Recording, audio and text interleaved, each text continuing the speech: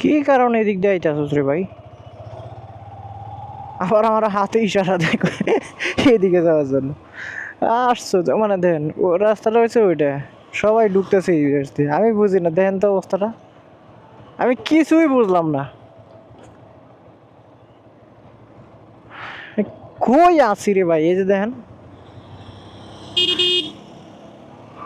ওরা হর্ন না দিলে আমার উপরে উঠে দিব। যাই হোক, সো ভিউয়ার্স, আজকের ভিডিওতে আমি আপনাদেরকে আপনার মোটরসাইকেল থেকে বেস্ট মাইলেজ কীভাবে পেতে পারেন সেই বিষয়টা একটু জানাবো। প্রথমে হলো যে আপনাকে গিয়ার শিফটিং বুঝতে হবে। গিয়ার শিফটিং বিষয়টা কী সেটা আপনাকে বুঝতে হবে।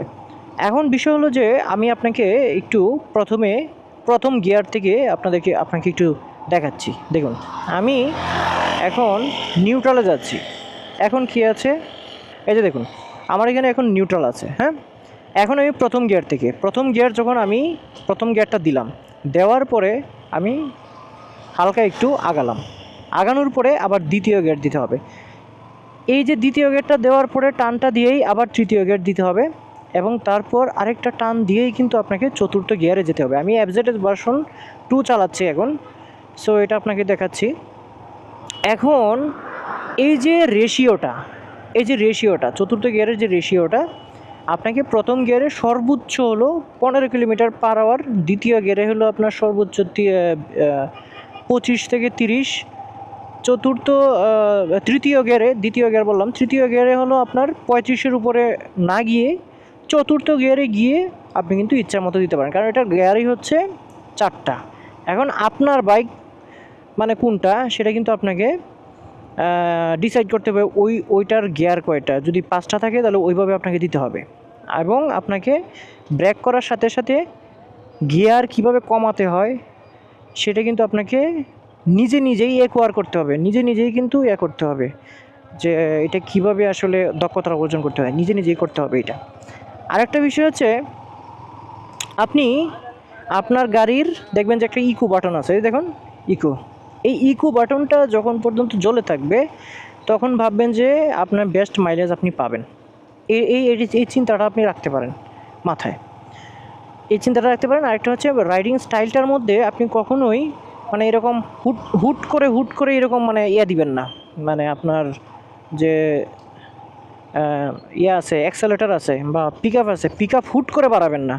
যেমন আপনি এক গিয়ারে থাকাকালীন আপনি যদি এই যে এইভাবে যদি মানে আরপিএম বাড়াতে থাকেন হবে না। এবং 2 গিয়ারে যদি প্রচণ্ড আরপিএম করেন, মানে খাড়া টান মারতে জোরে আপনি এরকম যদি আপনি করতে থাকেন, তাহলে কিন্তু আপনার এই মাইলেজ আপনি ভালো পাবেন না।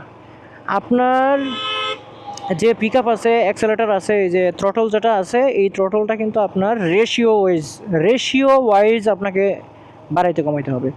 আপনি হুট করে বাড়ায় ফেললেন, হুট করে কমায় ফেললেন, এটার কাজ কি ভাই? এই থ্রটলের কাজ কি? ফুয়েল ইনজেক্ট করা। থ্রটলের কাজ হলো ফুয়েল ইনজেক্ট করা। তো তাহলে আপনি এইটাকে যত বেশি মিসইউজ করবেন, আপনার ফুয়েলও তত বেশি মিসইউজ হবে।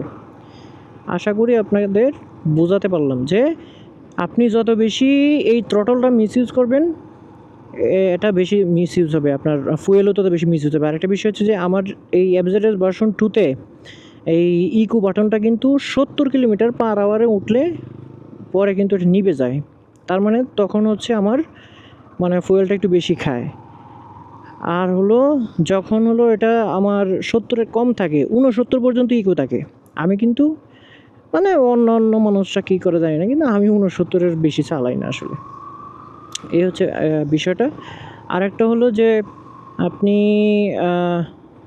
আপনি এই ফুয়েল যাতে বেস্ট মাইলেজটা যাতে পান, সেটার জন্য কিন্তু আপনাকে যেটা করতে হবে, আপনার যে টায়ার প্রেশার আছে সেটা ভালোভাবে রাখতে হবে। আরেকটা হলো আপনার যে রাইডিং স্মুথনেস, এই জিনিসটা কিন্তু আরেকজন আপনাকে শিখিয়ে দিতে পারবে না।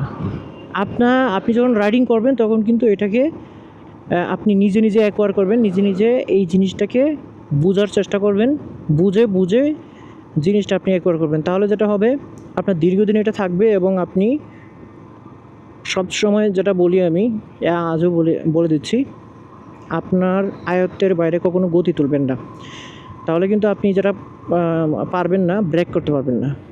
আপনি যত বড় খিলাড়ি হন না কেন, আমি বললাম আপনার আয়ত্তের বাইরে ভাই। আপনি যদি মানে এইসব, আমি চাই না যে এই মোটর সাইকেলের মাধ্যমে কারো মৃত্যু হোক দুর্ঘটনায়। আমি এই জন্য বলি যে আপনি কখনোই আপনার আয়ত্তের বাইরে আপনি আপনার স্পিডটা তুলবেন না, কখনোই তুলবেন না। এবং আপনি ততটুকু স্পিডেই তুলবেন যতটুকুতে আপনি মনে করেন যে আপনি সাথে সাথে ব্রেক করতে পারবেন। দেখেন আমি একদম হাইওয়েতে, পুরো এক্সপ্রেসওয়েতে কিন্তু আমি 70 কিলোমিটার পার আওয়ার বা এই যে মাওয়া ভাঙা এখানে যায় নাই, এখানে হয়তো আর একটু বেশি চালাতে হবে, সেটা যেহেতু এক্সপ্রেসওয়ে। আমি এমনিতে হাইওয়েতে কিন্তু আমি ভুল করেও 70-এর উপরে চালাই না। যদি কোনো গাড়ি আসে সিগন্যাল দেয়, আমি সুন্দর করে একটা সিগন্যাল দিয়ে তাকে সাইড দিয়ে দিই। এইটা হলো আমার অভ্যাস। আর যেহেতু এই যে রাস্তাটাতে এই মুহূর্তে যাচ্ছি, এটা হলো আপনার একটা সিঙ্গেল ওয়ে। এইটাতে মানে যাওয়া আসার মাঝখানে কোনো ডিভাইডার নেই। সো এইসব রাস্তায় কিন্তু খুবই আপনাকে সতর্ক থাকতে হবে। সো বেস্ট মাইলেজের কথা যেটা বলছিলাম, আপনার থ্রটল রেসপন্সটা, গিয়ার রেশিওটা এবং স্পিড, এই তিনটা আস্তে আস্তে শিখতে হবে। এমন কোনো ব্যক্তি নাই যে আপনারা হলো একদিনে এগুলো শিখাবে। আপনাকে হলো একদিনে সবগুলো বলে দিতে পারবে, কিন্তু একদিনে তো আপনাকে করতে পারবে না। মানে একদম আপনি কিভাবে গাড়িটা চালাবেন সেইটা তো করতে পারবে না। সেই জিনিসটা কিন্তু আপনাকে নিজেকেই শিখতে হবে, সেই জিনিসটা আপনার নিজেই শিখতে হবে। সো আজকের ভিডিওতে এটাই আসলে জানানোর চেষ্টা করেছিলাম। যদি কোনো কিছু জানার থাকে তবু অবশ্যই কমেন্ট করে যাবেন। আজকের ভিডিও এ পর্যন্তই। আল্লাহ হাফিজ।